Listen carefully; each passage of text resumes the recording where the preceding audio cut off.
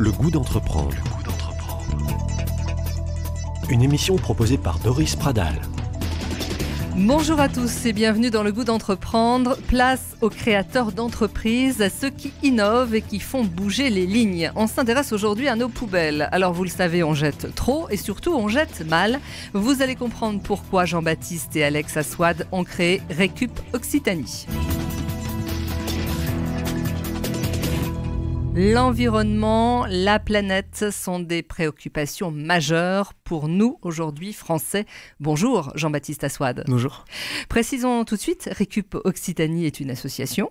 Effectivement. Que vous avez fondée avec votre frère, oui. Alex, qui n'a pas pu venir participer à l'émission, retenu par d'autres obligations. Alors, que faites-vous à Récup Occitanie exactement ? Alors, Récup Occitanie, c'est un projet qui vise à donner une solution aux personnes qui vivent en centre-ville, leur offrir une solution pour revaloriser leurs déchets organiques. D'accord. Alors, quand on a déchets organiques, c'est quoi ? C'est les épluchures, c'est tout ce qu'on utilise au quotidien ? Tout ce qui va être vos restes alimentaires, en fait, D'accord. vos déchets de cuisine, donc voilà, vos épluchures de pommes, vos épluchures de bananes, vos coquilles d'œufs, etc. Tout ce qui va sortir de votre cuisine, qui va être des déchets d'origine organique, végétal ou animal. Donc ce qu'on met d'habitude dans la poubelle des déchets, Dans la poubelle des déchets voilà, noirs, qui part à l'incinérateur. Ce qu'on pourrait composter quand on habite en général à la campagne avec une maison avec composteur, etc. Alors voilà, donc on y vient au compost. Ce que vous proposez, c'est une solution de compostage à domicile, c'est ça ? Effectivement, c'est ça, plus ou moins. Alors on parle de compostage, mais c'est un peu un abus de langage. On devrait parler de bokashi en soi, parce que le bokashi est une alternative, enfin une manière de revaloriser ces déchets qui est différente dans le processus et dans le produit final que le compostage, même si l'objectif est le même, revaloriser et apporter des nutriments au sol et aux terres agricoles. Voilà. Alors d'accord, bokashi, qu'est-ce que ça veut dire ? C'est quoi bokashi ? C'est une marque ? Alors bokashi, c'est un terme qui vient du Japon et qui veut dire matière organique bien fermentée. Et en fait, le processus du bokashi, contrairement au compostage où on va avoir une décomposition de la matière, un passage par la putréfaction, une montée en chaleur, le bokashi passe par de la fermentation.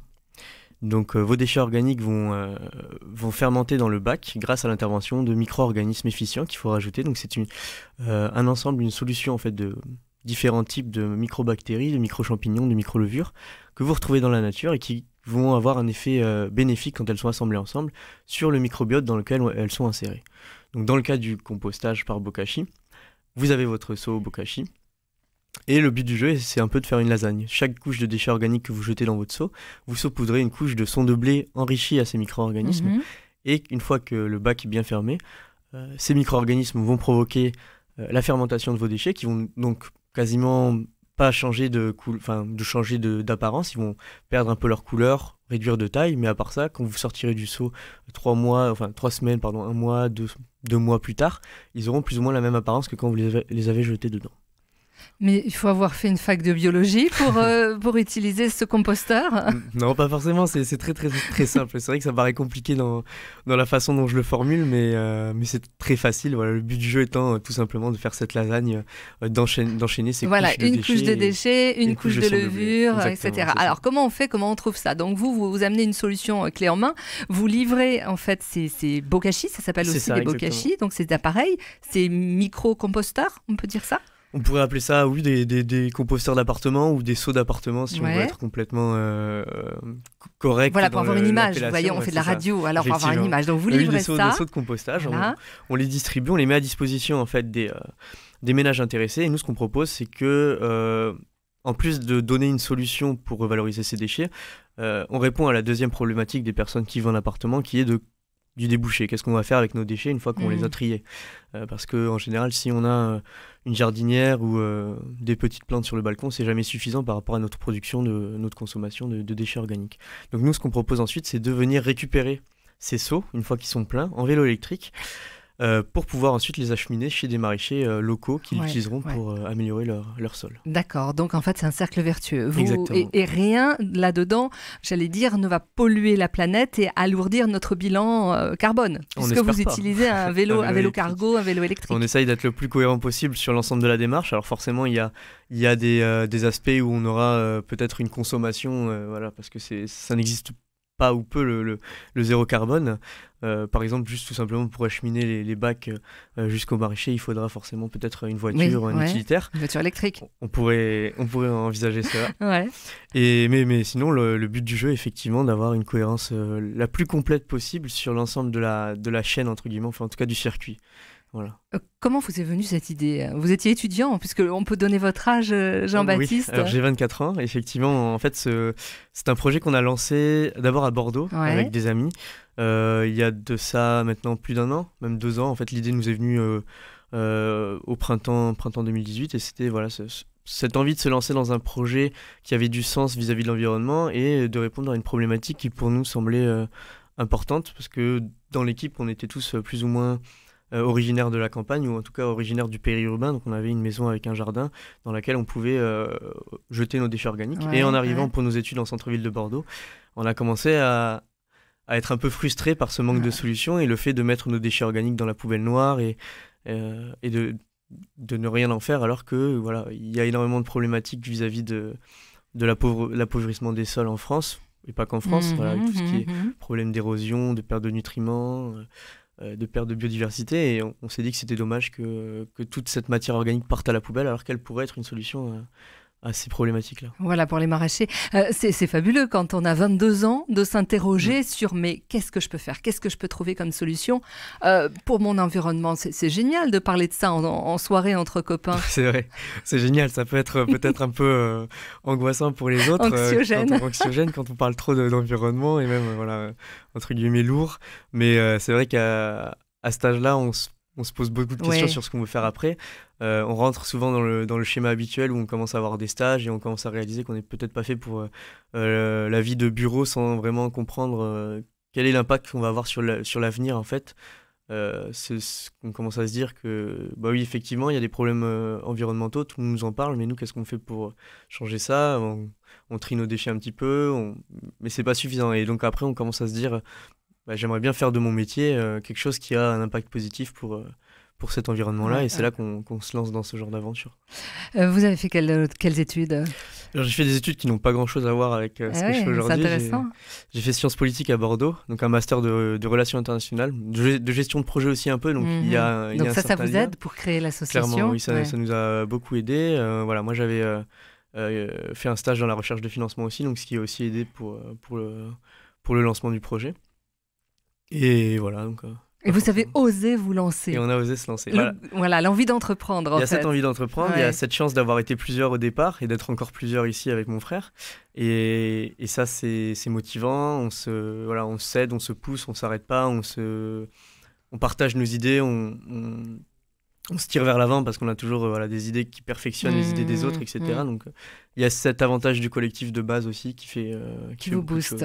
Comment vous avez trouvé les financements alors justement? Alors les financements, à la base, on y allait très très doucement. En fait, il faut savoir que notre projet s'est construit vraiment pas à pas. Vous avez amené de l'argent vous-même? Alors nous, on n'a rien apporté. On a acheté les premiers 10 bokashi on a fait une fast test en fait à Bordeaux pendant quelques mois, pendant 4 mois, où on a donné, on a fait le service gratuitement à 10 ménages pour tester, voir comment ça allait. Voilà, parce que d'ailleurs aussi au départ, on savait pas vraiment quel était le modèle économique, comment ça se passerait.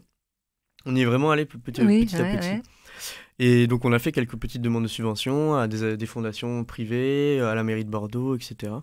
Et petit à petit, ça a marché. On a eu une première subvention de la Fondation Léa Nature. Ensuite, on a eu une aide de la mairie de Bordeaux qui nous a proposé de faire le service gratuitement à 42 ménages pendant 1 an pour voir comment ça se passait. On a eu une très grosse aide de la Fondation Air Liquide qui nous a permis d'investir dans les vélos. Parce que les vélos, c'est quand même un vrai investissement. Ça coûte assez cher, un vélo électrique utilitaire. 1500, 2000 euros à peu près. Voire plus. Là, pour le coup, c'était des vélos donc avec un caisson devant, c'était des biporteurs, donc avec 2 roues, et c'était 4300 euros. Donc c'est vrai que ça devient vite onéreux. Et plus on veut un vélo de qualité pour avoir un service de meilleure qualité, forcément, plus on doit payer cher. Ouais. Donc ça a été les aides. Et puis petit à petit, comme on était étudiant aussi, on a gagné quelques prix par-ci par-là de concours étudiants, de projets, de montage de projets. Oui, vous y êtes allé, hein, vous êtes parti à fond. Et là, à Bordeaux, ça fonctionne bien? À Bordeaux, ça fonctionne très très bien. On a réussi à avoir une première salariée en octobre dernier. Ouais, bravo. Merci beaucoup. Et créer de l'emploi en plus. Créer de l'emploi, effectivement. Et là, on est à plus ou moins 450 ménages adhérents, donc en presque un an. Voilà, l'anniversaire du projet, c'est dans 3 jours qu'on a lancé officiellement les adhésions. Donc, 450 adhérents, 450 bravo. adhérents. Et à Toulouse, alors, donc là, vous êtes en phase de lancement? Alors effectivement, là on est en phase de lancement. On a d'abord fait un peu de communication pendant 2 mois. On a ouvert les adhésions le mois dernier et le projet devrait se lancer ce mois-ci. Donc on a une première distribution prévue le 12 février.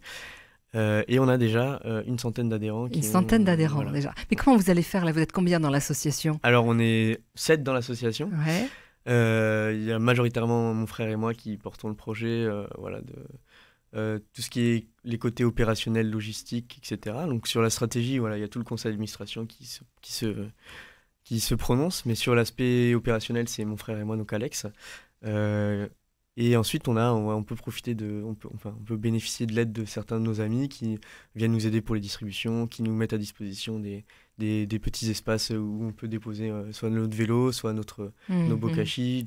Vous avez créé déjà un véritable réseau. On est en train, en tout cas. Alors, il faut voir comment ça va être mis en Voilà, place, on va en reparler dans un instant. Côté logistique, comment on fait donc à domicile pour récupérer les déchets, comment vous faites pour les ramasser, etc. Et le côté pratique, et puis également un peu financier, parce qu'il faut vous aider. Donc, il y a une contribution, et ça, on en parle dans un instant.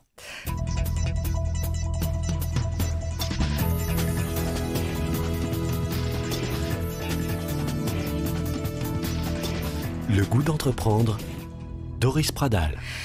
Nous sommes avec Jean-Baptiste Aswad qui a créé avec son frère Alex sur Toulouse Récup Occitanie. Alors on est vraiment dans l'économie sociale et solidaire, on est dans le recyclage, on est en fait dans un système de compostage tout à fait innovant. Vous allez nous en reparler, Jean-Baptiste. Bonjour Gilles Brochen. Bonjour. Un de nos consultants pour le goût d'entreprendre. Ravi de vous retrouver. Ravi aussi. Alors Gilles, c'est vrai qu'on jette trop. On a tendance à tout mettre à la poubelle, les déchets, etc. organiques. On pourrait faire autrement, vous ne croyez pas? Alors absolument. Et donc moi, ce que j'aimerais bien, Jean-Baptiste, c'est que je suis habitant du centre de Toulouse. Et comment je fais pour travailler mieux la répartition de mes déchets? Expliquez-moi la démarche, comment je m'y prends pour vous rejoindre. Alors pour nous rejoindre, c'est simple, il suffit d'aller sur notre site internet et en fait d'adhérer à l'association. En adhérant à l'association, vous pourrez en fait avoir accès à un composteur de type bokashi, donc dont on a parlé, et ensuite avoir un nombre illimité de ramassages de vos déchets chez vous à votre convenance. Voilà. C'est-à-dire C'est-à-dire... Vous nous amenez. Alors, on va prendre un exemple concret. Voilà. Gilles fait beaucoup de cuisine. D'accord. Donc, il a beaucoup de déchets organiques. Il ne sait pas quoi en faire. Alors, d'habitude, il les met chez les voisins. C'est pas très sympa. Donc là, il a décidé de faire appel à vous. Vous amenez un mini composteur. C'est grand comment? Il fait 16 litres. Donc, pour avoir les dimensions exactes, je crois que c'est 38 cm de haut, plus ou moins. Une petite poubelle, en fait. Une petite poubelle, la taille d'une poubelle de salle de bain, j'aime bien le dire en général. Mais bon, les poubelles salle de bain sont souvent différentes selon les personnes chez qui on les met. Donc, c'est un bac qui prend pas beaucoup d'espace. Une petite poubelle plus grande que... En fait, c'est un peu le double de largeur des bioseaux que les mairies donnent en général. Vous savez, les seaux verts à clapper. Et donc, en fait, nous, une fois qu'on vous a mis à disposition ce bac, on va vous envoyer un lien d'un calendrier de collecte sur lequel il y a en fait la semaine prochaine, les semaines suivantes, sur lesquelles les journées sont divisées en créneaux. C'est des créneaux d'1 heure, chaque créneau correspond à un quartier et chaque quartier a plusieurs créneaux dans la semaine. Une fois que votre bac est plein, vous vous inscrivez sur ce créneau et ensuite nous on vient chercher chez vous en vélo électrique ce bac, l'échanger contre un vide au créneau auquel vous êtes inscrit. D'accord, mais moi j'ai un petit appartement, donc j'ai peur que ça prenne de la place, et puis ça va sentir mauvais, et puis il y a des souris chez les voisins qui vont arriver. Alors comment vous me convainquez du contraire? Alors, d'abord pour les odeurs, tout simplement, le bac est malheureusement, mais en même temps heureusement, en plastique, donc ce qui fait que le couvercle est complètement hermétique. En fait, quand vous le fermez, voilà, le bac se ferme très bien. En même temps, l'objectif c'est qu'il n'y ait pas d'oxygène qui rentre dans ce bac-là, donc voilà, il faut qu'il soit hermétique. Donc aucune odeur ne sort. Quand vous l'ouvrez, effectivement, il va y avoir des odeurs. Mais les odeurs sont plutôt agréables.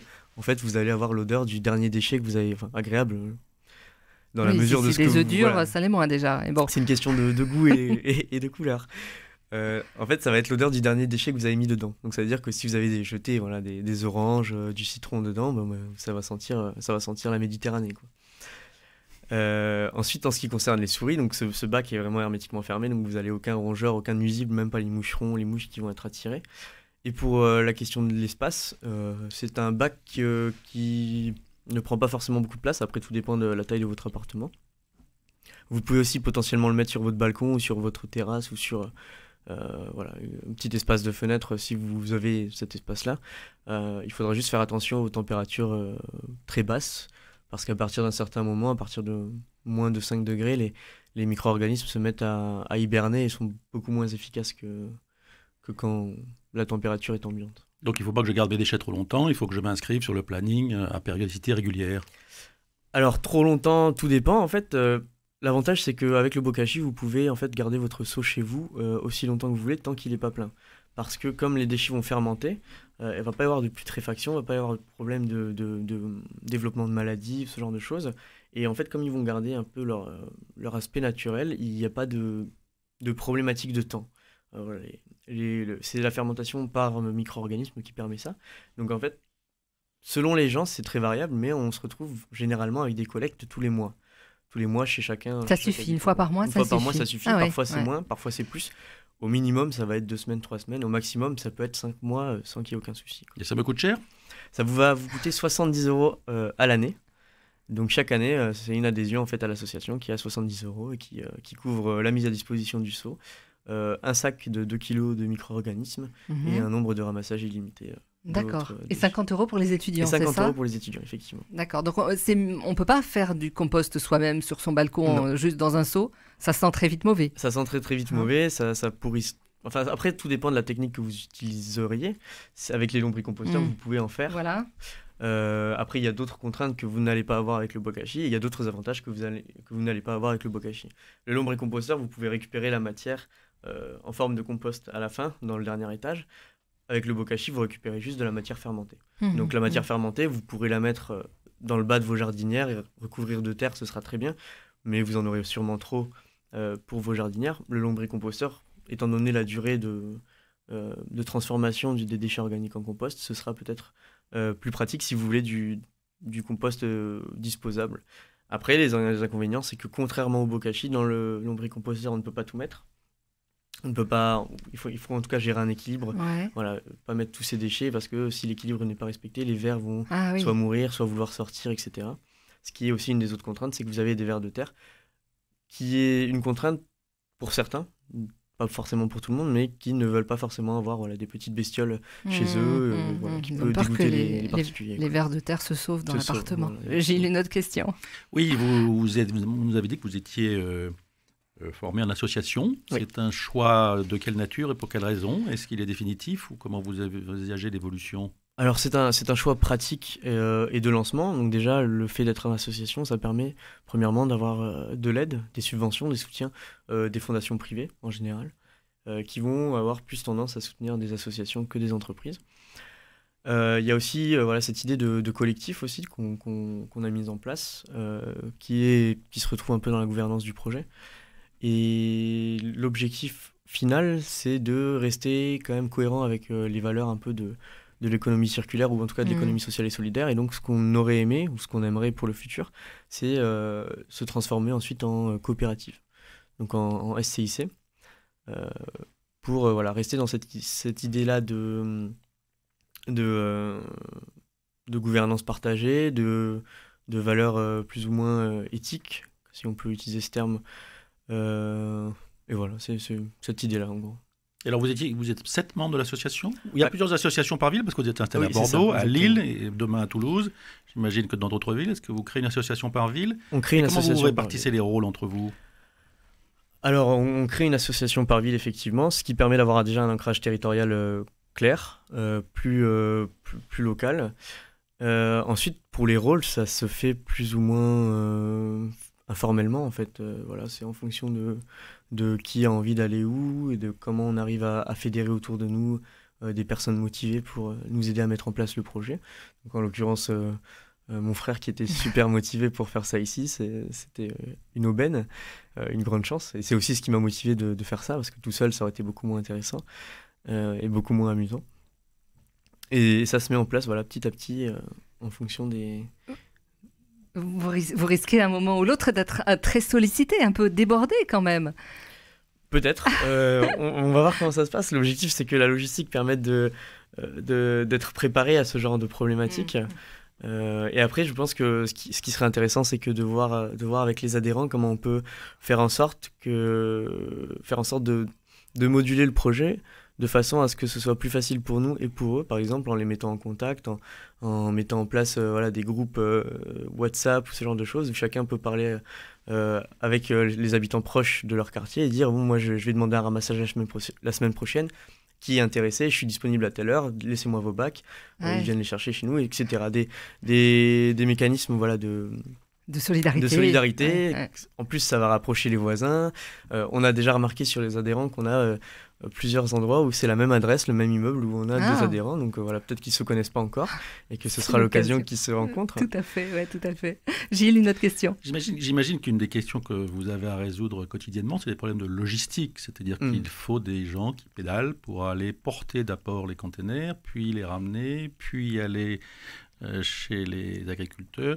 Comment est-ce que vous traitez ce recrutement de gens pour pédaler à votre service, on va dire? Alors, l'avantage en termes de logistique qu'on a, c'est que le bokashi permet de ne pas collecter chez les gens tous les 2-3 jours. Donc, c'est déjà un détail important qui nous espace le nombre de collectes et on va dire qu'en général, si on a une centaine d'adhérents, on va avoir 10 collectes par semaine. Donc, ce qui n'est pas exubérant. Ensuite, le calendrier de collecte qui nous centralise un peu les différentes collectes par quartier nous permet aussi d'optimiser d'une certaine façon le ramassage.